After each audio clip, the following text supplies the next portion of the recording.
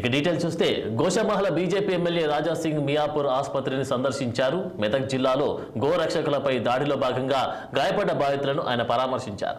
అంతకుముందు ఆయన శంషాబాద్ ఎయిర్పోర్ట్లో అదుపులోకి తీసుకోవడంతో పోలీసులతో కలిసి ఆసుపత్రికి వెళ్లారు. ఓ వర్గం దాడిలో కత్తిపోట్లకు గురైన రాజ్ అరుణ్ అనే వ్యక్తితో పాటు రాళ్ల దాడిలో గాయపడ్డ నార్సింగ్ అనే యువకుడిని ఆయన పరామర్శించారు. దాడి ఘటన వివరాలను బాధితులను అడిగి తెలుసుకున్నారు.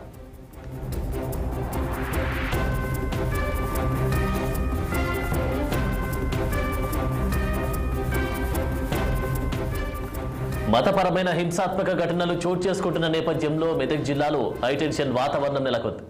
జంతు వధకు సంబంధించి 2 వర్గాల మధ్య నెలకొన్న వివాదం చిలికి గాలి వానలాగా మారుతోంది.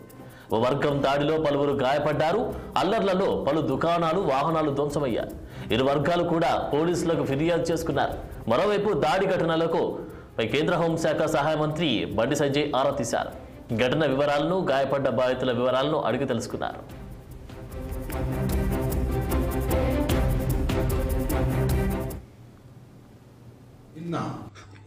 మెదక్ పోలీస్ స్టేషన్ లిమిట్లో అక్కడున్న కార్యకర్తలకి ఒక ఫోన్ వచ్చింది. టీటీడీ కళ్యాణ మండపం పక్కనే దాదాపు 100 పైన ఆవులు ఈ కడుగోలు కోయినికి అక్కడ తీసుకొని వస్తున్నారని. అక్కడున్న గౌభక్తులు ఫస్ట్ అయితే పోలీస్ స్టేషన్కి వెళ్ళినారు. మెదక్ పోలీస్ స్టేషన్కి పోలీసు వాళ్ళు రెస్పాన్స్ ఇవ్వలేదు. కార్యకర్తలే సైడ్ పైన పోతే మళ్ళీ అక్కడ పోలీసు వాళ్ళు వచ్చినారు. దానికి మేమే యాక్షన్ తీసుకుంటామని చెప్తే కార్యకర్తలు అక్కడి నుంచి వెళ్ళిపోయినారు.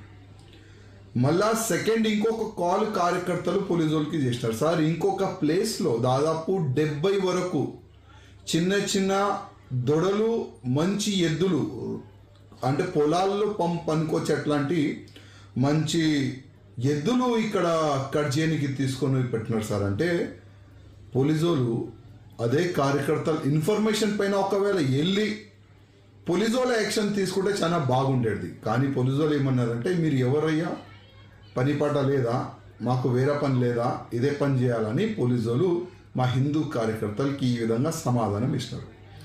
ఇవాళ నేను పోలీసోళ్ళకి అడుగుతున్నా, పెద్ద అధికారులు ఏమంటున్నారు, ఇవాళ ఏదైనా ఉంటే మీరే మాకు ఇన్ఫర్మేషన్ ఇవ్వండి. ఇన్ఫర్మేషన్ ఇస్తే ఏం చేసినారు? పోలీస్ ఓలికి నేను అడుగుతున్నా, మెదక్ అధికారులకి అడుగుతున్నా, పోలీస్ అధికారులకి ఇన్ఫర్మేషన్ ఇస్తే మీరు ఏం చేసినారు? కడుగోలుకే సపోర్ట్గా మీరు నిలబడ్డారు కదా. అదే మీరు ఇన్ఫర్మేషన్ ఇచ్చిన తర్వాత మీరు యాక్షన్లో ఉంటే ఇవాళ అరుణ్ రాజ్ పైన కత్తిపోతి అయ్యేదా? కత్తిలతోనే ఆయన పైన దాడి చేసేదా? చెప్పండి. పోలీస్ అధికారులకి అడుగుతున్నాయి ఇవాళ. కానీ పోలీసు వాళ్ళు ఇవాళ ఏం చేస్తున్నారు? బీజేపీ కార్యకర్తలకి, మండల అధ్యక్షుకి, యువ మోర్చా కార్యకర్తలకి అందరికి అరెస్ట్ చేసి దాదాపు 24 మందికి అయితే రిమాండ్ చేసినారు. వీళ్ళు తప్పేం చేసినారండి? అంటే మా ఆవులని కాపాడండి పోలీసు వాళ్ళకి రిక్వెస్ట్ చేస్తే మా కార్యకర్తల పైన కేసు పెడతారా?